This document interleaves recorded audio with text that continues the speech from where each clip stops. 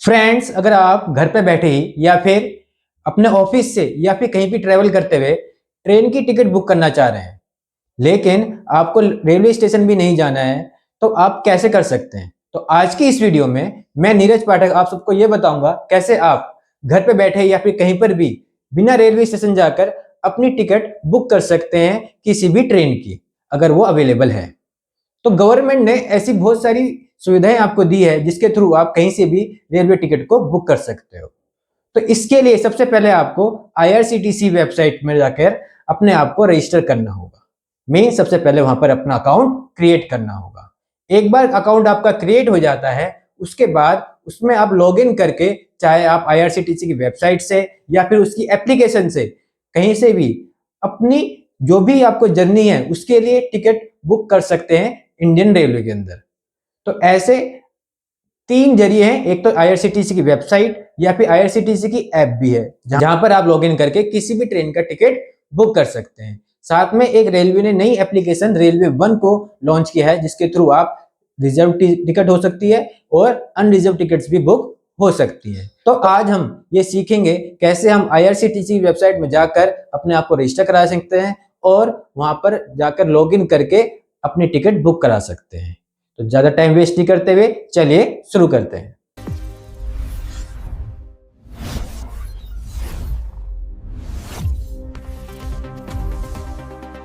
अब हम अपनी लैपटॉप की स्क्रीन पर आ गए हैं।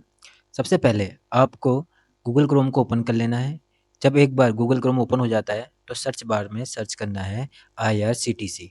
जब IRCTC सर्च करते हैं तो आपको मल्टीपल रिजल्ट्स मिलेंगे। इसमें पहली लिंक पर आपको क्लिक करना है।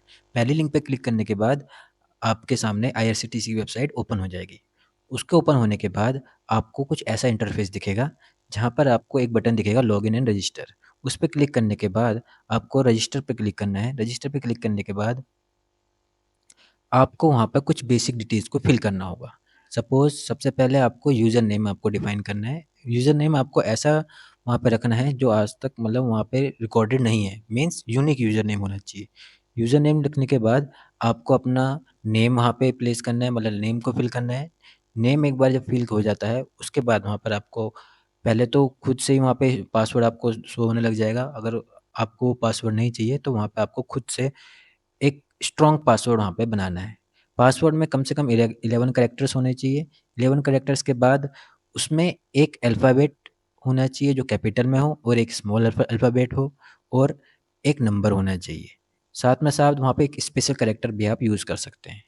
पासवर्ड बनाने के बाद आपको उसको पासवर्ड को दोबारा वहाँ पे फ़िल करना पड़ेगा। दोबारा पासवर्ड फ़िल करने के बाद वहाँ पर आपको अपनी ईमेल आईडी वहाँ पे फ़िल करनी पड़ेगी, जो भी एक वैलिड ईमेल आईडी यहाँ आप आगे यूज़ करना चाहेंगे फॉर कम्युनिकेशन। उसके बाद अपना वो फ़ोन नंबर वहाँ पे आपको फ़िल करना है। जब एक बार आप अपना फ़ोन नंबर वहाँ पे फ़िल कर देते हैं और फ़ोन नंबर वही करना है जो आपका चालू फ़ोन नंबर है, जहाँ पे ओटीपी आ सकता है। उसके बाद आपको कैप्चा कोड वहाँ पे फ़िल करना है। एक बार जब आप वहाँ पे कैप्चा कोड फ़िल कर लेते हैं, तो सबमिट में क्लिक करेंगे और उसके बाद ओके पर। उसके बाद आपकी ईमेल आईडी और आपके फ़ोन नंबर पे ओटीपी आएगा।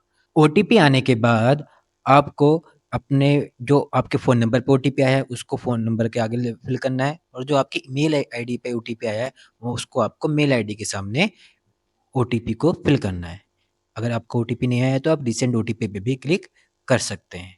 इस तरीके से आप अपने फ़ोन नंबर का ओटीपी और अपने ईमेल आईडी का ओटीपी वहाँ पर फ़िल करेंगे। उसके बाद वेरीफ़ाई पे क्लिक करेंगे। वेरीफ़ाई पे क्लिक करने के बाद आपके सामने नेक्स्ट पेज ओपन होगा। उसके बाद कंटिन्यू पे क्लिक करेंगे। कंटिन्यू पे क्लिक करने के बाद आपके सामने नेक्स्ट पेज ओपन होगा। नेक्स्ट पेज में आपको अपनी कुछ बेसिक डिटेल्स फ़िल करनी है, जैसे जेंडर हो गया, डेट ऑफ बर्थ हो गया। इस तरह की कुछ डिटेल्स आप वहाँ पे आपको फ़िल करनी है। सबसे पहले अपना जेंडर वहाँ पे फ़िल करेंगे, मेल, फीमेल इस तरीके से। उसके बाद अपनी डेट ऑफ बर्थ वहाँ पे फ़िल करेंगे। डेट ऑफ बर्थ फ़िल करने के बाद आप अपना एड्रेस वहाँ पे फ़िल करेंगे, जो भी आपका एड्रेस है, उसमें आप जैसे अपना विलेज, अपना जो भी आपका वार्ड नंबर है, इस तरीके से भी आप वहाँ पे उसको फ़िल करने के बाद आप अपना पिन कोड, अपनी सिटी, अपना स्टेट, इस तरीके की इन्फॉर्मेशन वहाँ पे फ़िल करेंगे। उसके बाद दोनों चेक बॉक्स को टिक करेंगे, फिर सबमिट पे क्लिक करेंगे। इस तरीके से आपका आईआरसीटीसी के अंदर अकाउंट क्रिएट हो जाएगा। फिर उसके बाद आपको इसके अंदर टिकट बुक करना है, उसके लिए आपको फिर लॉगिन करना पड़ेगा। उसके लिए आपको आईआरसीटीसी की वेबसाइट को दोबारा ओपन कर लेना है। उसके बाद लॉगिन पे क्लिक करके आपको वहाँ पे यूज़र नेम को फ़िल करना है। यूज़र नेम को फ़िल करने के बाद आपको वहाँ पे पासवर्ड एंटर करना है। एक बार पासवर्ड एंटर करने के बाद आपको साइन इन के बटन पे क्लिक करना है। जब आप साइन इन के बटन पे क्लिक कर लेते हैं, आप सक्सेसफुली आईआरसीटीसी वेबसाइट में आप लॉगिन कर जाते हैं। उसके बाद आपको यहाँ पे एक फॉर्म दिख रहा होगा जहाँ पे आपसे पूछा जाएगा आपको कहाँ से और कहाँ तक आपको जर्नी करनी है। तो फ्रॉम में आप उस स्टेशन का नाम लिखेंगे जहाँ से आपको जर्नी स्टार्ट करनी है, और टू में आप उस स्टेशन का नाम लिखेंगे जहाँ तक आपको उस ट्रेन के थ्रू जाना है। उसके बाद आपको वहाँ पे डेट दिख रहा होगा, वहाँ पे डेट के अंदर आपको उस डेट को मेंशन करना है जिस डेट को आपको जर्नी करनी है। उसके बाद अलग-अलग क्लासेस अवेलेबल होती हैं इंडियन रेलवे के अंदर, वहाँ पे आपको अपनी क्लास को सिलेक्ट करना है। आफ्टर क्लास सिलेक्शन आप अपनी कैटेगरी चूज़ करेंगे, जैसे कि आप जनरल से हैं या फिर आप जैसे जनरल मतलब नॉर्मल हम जैसे हैं, या फिर लेडीज़ हैं या फिर डिसेबिलिटी है। उसके बाद सर्च ट्रेन करेंगे, उसके बाद आपको डिफरेंट डिफरेंट ट्रेन्स दिख जाएँगी। उसमें से आप अवेलेबिलिटी चेक करेंगे उसके बाद कि आपके किस डेट में कितनी अवेलेबिलिटी है, किसकी आपकी सीट्स की। उसके बाद यहाँ पे अलग-अलग आपको सॉर्टिंग ऑप्शन मिलेंगे कि आपको यहाँ पे भी अगर चेंज करना है तो उस तरीके से यहाँ पे चेंज कर सकते हो। उसके बाद जितने भी आपको ग्रीन ऑप्शंस दिख रहे हैं मतलब दैट मीन्स वो अवेलेबल है। उसके बाद आप किसी पर भी क्लिक करके अपनी टिकट बुक कर सकते हैं। उसके बाद आप जैसे ही आप टिकट बुक पे क्लिक करेंगे, उसके बाद आपके पास इन्फॉर्मेशन सेव करने का ऑप्शन आएगा। वहाँ पे आपको सबसे पहले अगर आप खुद के लिए बुक कर रहे हैं तो वहाँ पे आपका पहले से ही आपको वहाँ पे बना हुआ मिल के आएगा कि आपके नाम का वहाँ पे सारी इन्फॉर्मेशन मिलेगी। उसको सिंपल सेलेक्ट करके आप अपनी टिकट बुक कर सकते हैं। उसके बाद अगर आपको किसी और की करनी है तो वहाँ पे ऐड पैसेंजर करके किसी और की इन्फॉर्मेशन को वहाँ पे सेव कर सकते हैं। उसके बाद आपको अलग-अलग ऑप्शन मिलेंगे, जैसे आपको अगर इंश्योरेंस लेना है तो वहाँ पे इंश्योरेंस पे क्लिक करेंगे, एंड पेमेंट करनी है तो किसके थ्रू पेमेंट करनी है, उसको उसको करने के बाद सिंपल कंटिन्यू पे क्लिक करेंगे। कंटिन्यू पे क्लिक करने के बाद आपके सामने एक नई पेज ओपन हो जाएगा जिसमें आपकी डिटेल्स या फिर आप जिसके लिए बुक कर रहे हैं उसकी डिटेल्स होंगी। उसके बाद आपको कैप्चा फिल करना है। कैप्चा फिल करने के बाद आपके पास पेमेंट का ऑप्शन आएगा।